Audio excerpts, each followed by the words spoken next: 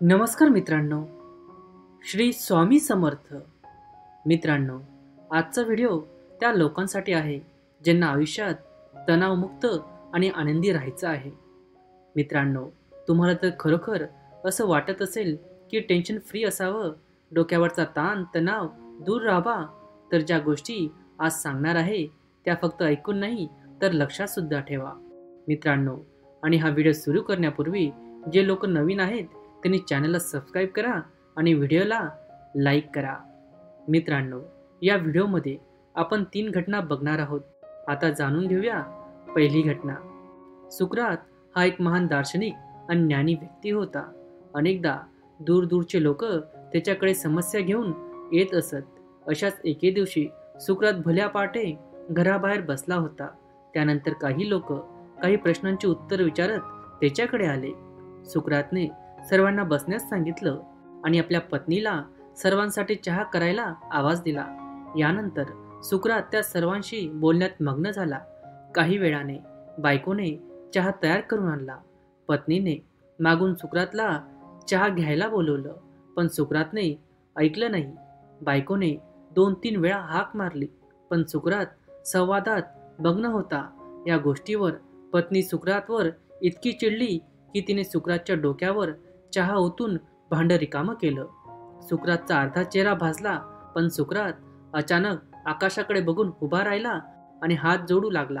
हे सर्व पाहून शेजारी बसलेले लोक घाबरले आणि त्यांनी सुकरातला विचारलं, काय झालं? सुकरात म्हणला, काही नाही, माझा अर्धा चेहरा भाजण्यापासून वाचला म्हणून देवाचे आभार मानतोय. मित्रांनो, येथे सुकरातचं लक्ष त्याच्या अर्ध्या वाचलेल्या चेहऱ्याकडे होतं आणि याला म्हणतात सकारात्मक विचार, पॉझिटिव्ह थिंकिंग. आणि तुमच्याकडे जे काही आहे, जे काही शिल्लक आहे त्याबद्दल कृतज्ञ राहा, कारण ते देखील जाऊ शकतं. मित्रांनो, आता पाहूया दुसरी घटना. एकदा एक ऋषी महाराज त्यांच्या शिष्याच्या घरी थांबले होते. तो शिष्य खूप श्रीमंत होता.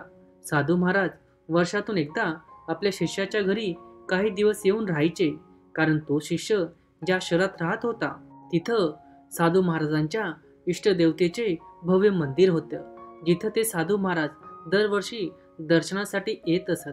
जेव्हा जेव्हा साधू महाराज त्या शिष्याच्या घरी येत तेव्हा तो शिष्य खूप उत्साही आणि आनंदी दिसायचा. मात्र यावेळी तो शिष्य खूप त्रासलेला आणि काळजीत असल्याचं दिसलं. साधू महाराजांनी शिष्याच्या पत्नीला विचारलं, काय प्रकरण आहे? आजकाल तुमचा नवरा खूप काळजीत आहे. बायको म्हणाली, आजकाल ते चिंतित आहे, कारण त्यांना त्यांच्या व्यवसायात 5 लाखचा नफा झाला आहे. साधू महाराज म्हणाले, मग काळजी करण्यासारखं काय आहे? ही तर आनंदाची बाब आहे. 5 लाखचा नफा आहे, तोटा नाही. शिष्याची बायको हसली आणि म्हणाली, होय महाराज, माझ्या पतीला एकाच वेळी नफा आणि तोटा दोन्ही मिळाले आहे आणि त्या विचाराने ते दुःखी राहतात. साधू महाराजांना ही गोष्ट विचित्र वाटली. पण तो शिष्य संध्याकाळी साधू महाराजांच्या जवळ बसला होता तेव्हा महाराजांनी त्याला काळजीचे कारण विचारले. तर तो म्हणाला, गुरुवर, काय सांगू, माझे 5 लाखचे नुकसान झाले आहे. व्यवसायात 10 लाख रुपयांचा नफा अपेक्षित होता, पण नफा फक्त 5 लाख रुपये झाला आहे. हे ऐकून साधू महाराज मनातल्या मनात हसले आणि विचार करू लागले की या व्यक्तीचे लक्ष त्याच्या 5 लाखाच्या नफ्याकडे नाहीये, 5 लाख रुपयाचे नुकसान झाले आहे त्याच्याकडे आहे. मित्रांनो, जरा विचार करा, जर त्याला फक्त 2 लाखचा नफा अपेक्षित राहिला असता आणि 5 लाखचा नफा मिळाला असता तर त्याने आनंदाने किती उड्या मारल्या असत्या. इथं एक गोष्ट स्पष्टपणे दिसून येते की मनुष्याच्या दुःखाचे कारण त्याची उम्मीद आणि आकांक्षा आहेत. माणसाच्या मनात खूप मोठ्या उम्मीदा आणि आकांक्षा असतात आणि जेव्हा जेव्हा त्यांच्या उम्मीदा आणि आकांक्षा पूर्ण होत नाही तेव्हा ते दुःखी होतात. लक्षात ठेवा की अपेक्षा जितकी मोठी तितका असंतोष निर्माण होईल. कमी अपेक्षा म्हणजे कमी असंतोष. इथे पहिल्या कथेतील सुकरातपेक्षा दुसऱ्या कथेतील व्यक्ती पूर्णपणे वेगळी आहे. तो अशा गोष्टींसाठी दुःखी होतो ज्या त्याच्याकडे नाहीये, जे फक्त त्याच्या विचारात आणि त्याच्या उम्मीदमध्ये आहे. दुसरीकडे सुकरात त्याचा अर्धा चेहऱ्यावर आनंदी होता आणि देवाचे आभार मानत होता की तो जळण्यापासून वाचला. जो स्वप्नात नसून वास्तवात जगणारी व्यक्ती तो कधीही दुःखी राहू शकत नाही. त्याचबरोबर जो प्रत्येक वाईट परिस्थितीत चांगलं शोधतो आणि प्रत्येक छोट्या गोष्टीसाठी देवाचे आभार मानतो, या जगात त्याच्यापेक्षा समाधानी दुसरा कोणीच असू शकत नाही.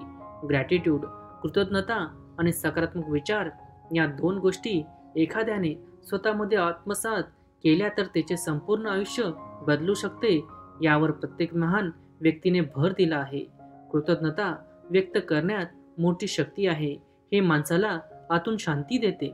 तुम्ही रोज सकाळी उठून एक काम करा. दररोज सकाळी उठून प्रत्येक गोष्टीसाठी देवाचे आभार माना. तुमच्याकडे जे आहे ते, जसं की तुमची नोकरी, तुमचं घर, चांगली पत्नी, चांगली मुलं, चांगले मित्र, योग्य वातावरण, तुमच्याकडे जे काही आहे त्याबद्दल देवाचे आभार माना. कारण या जगात असे करोडो लोक आहेत ज्यांच्याकडे हे सर्व नाही आहे. त्यांच्यासाठी हे स्वप्नासारखं आहे. म्हणून देवाचे आभार माना की तुम्ही त्या करोडो लोकांमध्ये नाही आहेत.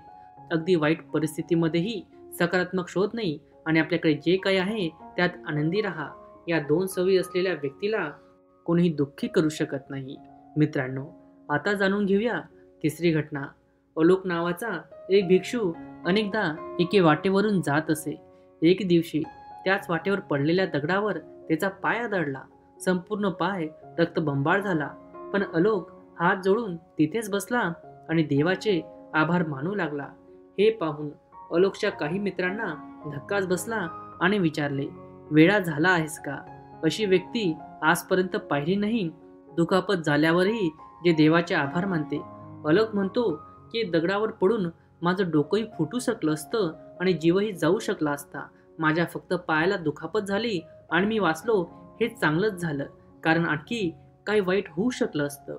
मित्रांनो, अलोकसारख्या लोकांना फाशीची शिक्षा दिली तरी ते देवाचे आभार मानतील, कारण या जगात फाशीपेक्षाही अजून दर्दनाक मृत्यू आहेत.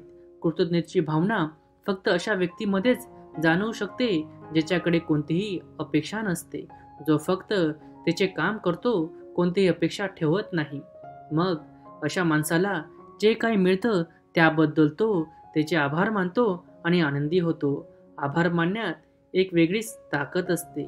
मित्रांनो, पुढील 1 महिना तुमच्याकडे जे काही आहे त्यासाठी देवाचे आभार माना आणि 1 महिन्यानंतर तुम्हाला जाणवेल की तुमच्या आत एक विलक्षण शांतता आणि समाधान आहे. मित्रांनो, हा व्हिडिओ मी इथेच थांबवतो. भेटूया पुढच्या व्हिडिओमध्ये.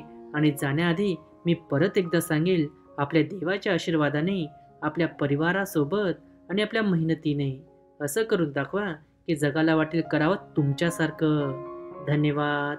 जय जय राम कृष्ण हरी. श्री स्वामी समर्थ.